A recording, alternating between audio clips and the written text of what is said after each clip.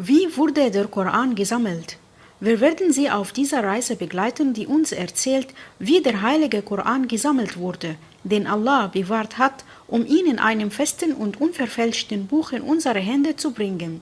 Unser Ziel dabei ist, erstens, den Prozess der Sammlung für jeden Muslim, der sich danach fragt, zu erklären. Zweitens, auf irgendwelche Scheinargumente über die Authentizität des heiligen Korans zu antworten und zu bestätigen, dass er das einzige Buch ist, das in dieser Welt unverfälscht bleibt.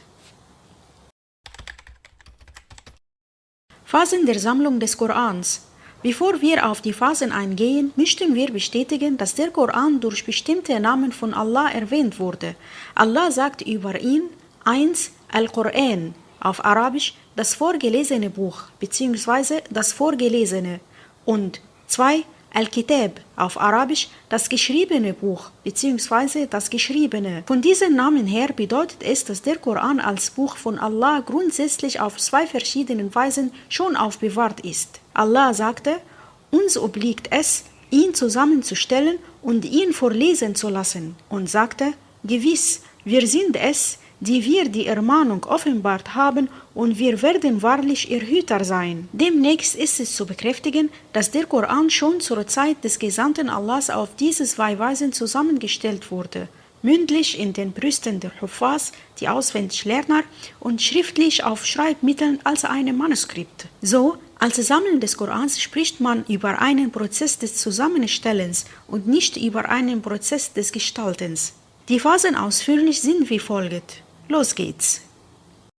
Die Sammlung des Korans zur Zeit des Gesandten Allahs. Die Häufigkeit der Offenbarung des heiligen Korans nahm zu. Da der Prophet sehr darauf bedacht war, nichts davon zu vergessen, bepflegte er, alles, was ihm Gabriel vor dem Abschluss der Überlieferung vorlas, zu wiederholen. Deshalb wurde der Vers Gottes herabgesandt: Bewege deine Zunge nicht damit, um ihn übereilt weiterzugeben.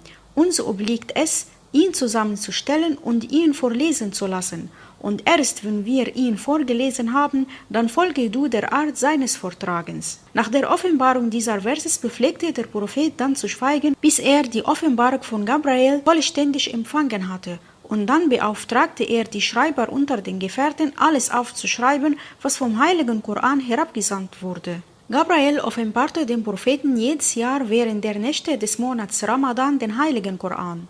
Er offenbarte es ihm zweimal im letzten Jahr seines Lebens. Als der Prophet starb, war das edle Buch in ihren Herzen und in ihrer Erinnerung bewahrt, denn die Gefährten waren darauf bedacht, den heiligen Koran Wort für Wort auswendig zu lernen. Unter den herausragenden Persönlichkeiten, die zur Zeit des Propheten den gesamten Koran auswendig gelernt haben, waren Abu Bakr, Umar, Uthman und Ali.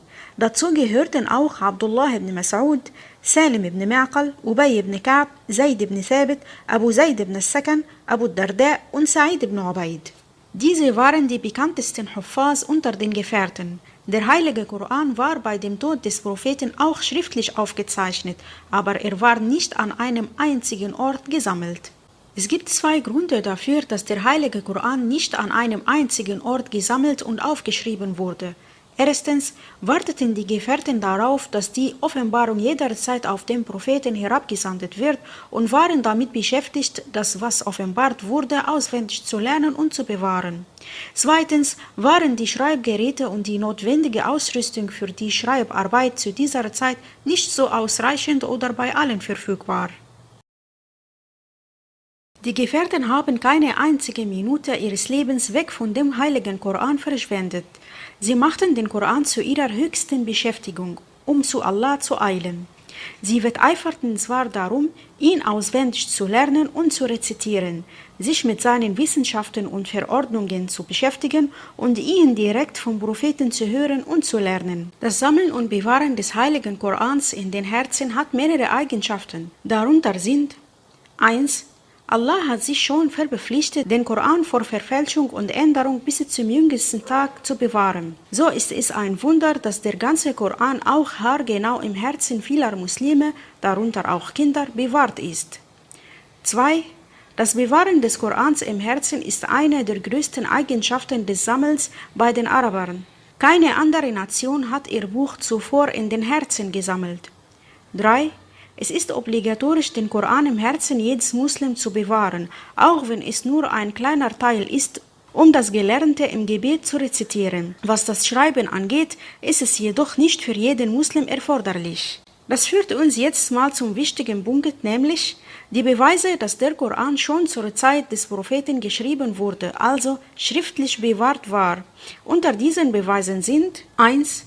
Die Erwähnungen des Wortes Buch, Kitab und seiner Derivate im Koran, wie dieses Buch, an dem keine Zweifel besteht, was darauf hinweist, dass es geschrieben wurde. 2. Das Schreiben ist eine feste Eigenschaft des Korans, wie es lautet, ein Gesandter von Allah, der gereinigte Blätter verliest, in denen rechte Schriften sind. 3.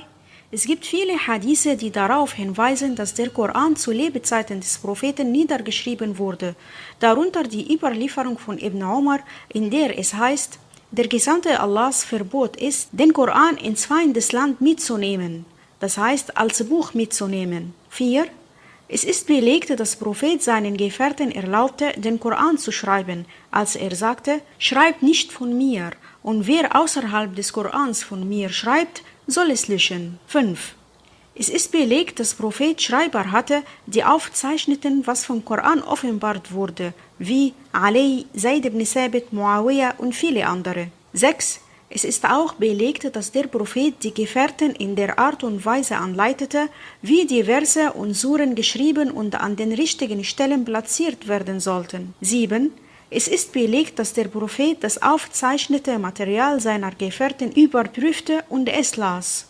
Es wird darauf hingewiesen und in der Sira erzählt, dass der Koran zu Lebzeiten des Propheten mit den damals verfügbaren Schreibmaterialien geschrieben wurde, darunter diese Materialien: Riqa', Singular Riqa', einzelne Lederstücke auch aus Stoff oder Blätter, die waren eine der häufigsten Schreibmaterialien. Aktaf, Singular Katif, einzelne Knochen, diese sind breite Knochen, die aus der Schulter von Tieren stammen. Usb, Singular Usaib, einzelne Palmblätter, die wurden geschabt und auf dem breiten Teil geschrieben. Lachaf, Singular Lachfa, einzelne Steintafeln, diese waren flache Steinplatten. Aqtab, Singular Qutb, einzelne Holzstücke, diese wurden auf den Rücken eines Kamels gelegt, auf dem eine Person reitet. Von den Vorteilen dieser Art des Speicherns oder des Bewahrens war 1. Die Bestätigung der Authentizität des Korans, wenn er zur Zeit des Propheten auf beiden Weisen mündlich und schriftlich gespeichert wird. 2. Die Bestätigung der richtigen Anordnung der Verse, wie es vom Mund des Propheten stammt. 3. Die Deutung der Schreibweise einiger Wörter, da der Koran auf den 7 Buchstaben, das heißt Lesetraditionen, geschrieben wurde. Die Sammlung des Korans zur Zeit von Abu Bakr. Zu der Zeit des Kalifats von Abu Bakr bestand kein dringender Bedarf, das Buch Allahs an einem einzigen Ort zu sammeln, bis die Ridda-Kriege oder die Abfallkriege ausbrachen. In diesem Krieg mussten viele Gefährten fallen, darunter hauptsächlich die Auswendiglerner des Korans, Huffaz.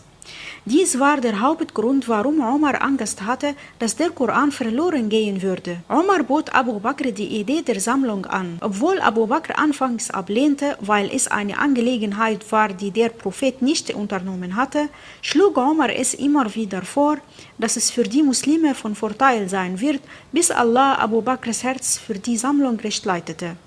Abu Bakr beauftragte dann Zaid ibn Sabit, das Buch Allahs zu sammeln. Warum Zaid? Also warum hat Abu Bakr Zaid ibn Sabit ausgerechnet für diese Aufgabe ausgewählt? In Zaid ibn Sabit vereinigten sich bestimmte edle Eigenschaften und zahlreiche Vorzüge, die ihn dazu befähigten, den heiligen Koran zu sammeln. Wie? 1. Seine Energie als junger Mann und sein unerschütterlicher Wille. 2. Seine Intelligenz und sein Scharfsinn, was bedeutet, dass er sich seiner Arbeit sehr bewusst war. 3. Er wurde nicht einmal in seinem Glauben beschuldigt. Er war vertrauenswürdig und niemals wegen Verleumdung, Sünde oder Ähnlichem schuldig. 4. Er war einer der frühesten Schreiber der Offenbarung während der Zeit des Propheten. 5.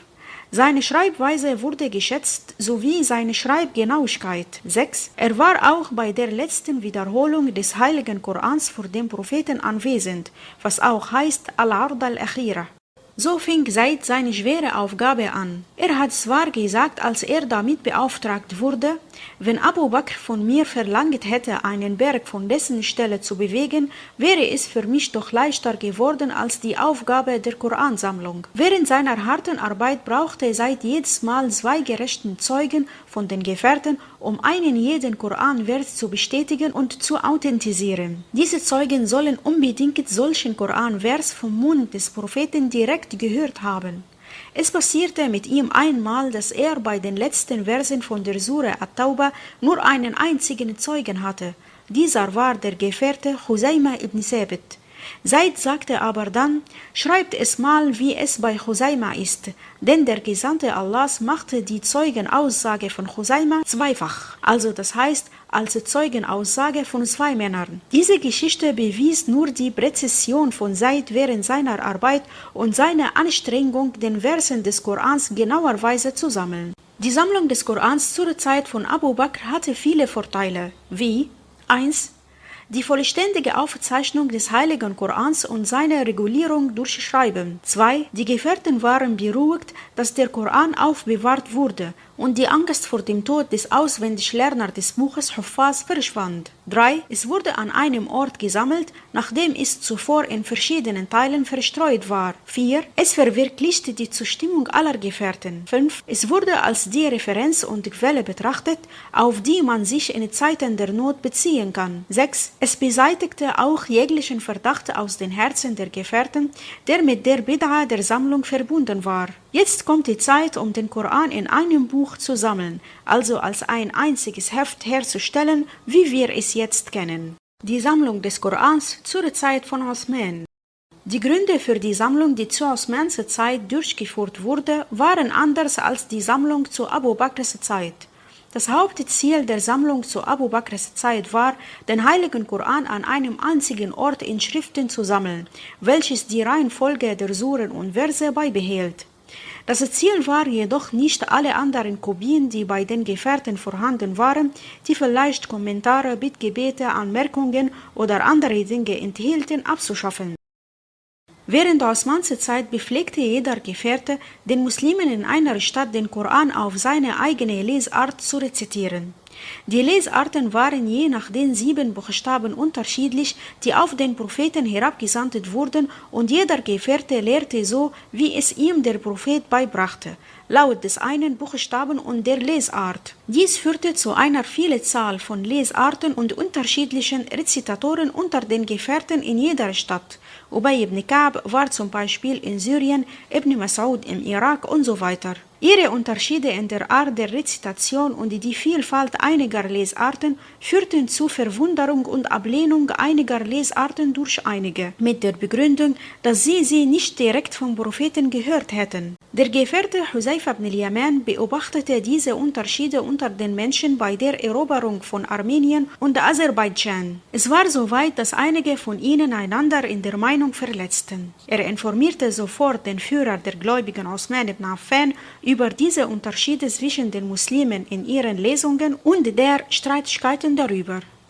Osman schickte daraufhin eine Nachricht an die Mutter der Gläubigen Hafsa bint Omar und bat sie, ihm die Schriften zu schicken, die sie besaß, damit er sie kopieren und dann sie ihr zurückschickt. Hafsa besaß zu dieser Zeit in ihrem Haus eine endgültig richtige und vollständige Kopie des Korans. Osman wählte wieder Said ibn Thabit und eine Gruppe von Quraysh-Gefährten zum Kopieren aus, darunter Abdullah ibn Zubayr, Sa'id ibn al-As und Abdurrahman ibn al-Haris ibn Hisham. Sie kopierten die Schriften in Bücher, und wenn sie mit Said in einem Wort nicht übereinstimmten, würden sie angewiesen, zur Sprache der Quraysh zurückzukehren, denn auf sie wurde der Koran offenbart. Dann schickte Osman jedes Buch in eine Stadt bzw. in ein muslimisches Land und befahl, alle anderen Bücher zu verbrennen. Dann hat er die Schriften wieder an Hafsa zurückgegeben. So wurde der heilige Koran in seiner Zeit gesammelt. Die Sammlung des Korans unter Osman hatte mehrere große Vorteile, wie 1. Beendigung der Meinungsverschiedenheiten unter den Muslimen und ihre Einigung auf eine einzige Ausgabe des Korans. 2. Das Erkennen von den aufgehobenen Lesungen bei vielen Gefährten. 3. Das Erkennen von den bestehenden Lesarten des Heiligen Korans und deren Erlernen. 4. Verteilung der vereinbarten Ausgaben des Korans auf die Länder auf Anordnung des Führers der Gläubigen. 5. Die Bindung der muslimischen Gemeinschaft an die Lesung des Heiligen Korans, die dem Standard der offiziellen Ausgabe entspricht und die Schreibung davon. 6. Die Beseitigung aller nicht offiziellen Schriften. So war die Reise des Korans, die mit Anstrengung und Vertraulichkeit versiegelt wurde, bis der Heilige Koran in unsere Hände in einem einzigen Heft bzw. Buch hingereicht worden ist, und zwar mit dem genauen Inhalt, wie er zur Zeit des Propheten war. Liebe Brüder und Schwestern, ich hoffe, dass dies nützlich war. Vielen Dank für Anschauen. Wassalamu alaikum wa rahmatullahi wa barakatuh.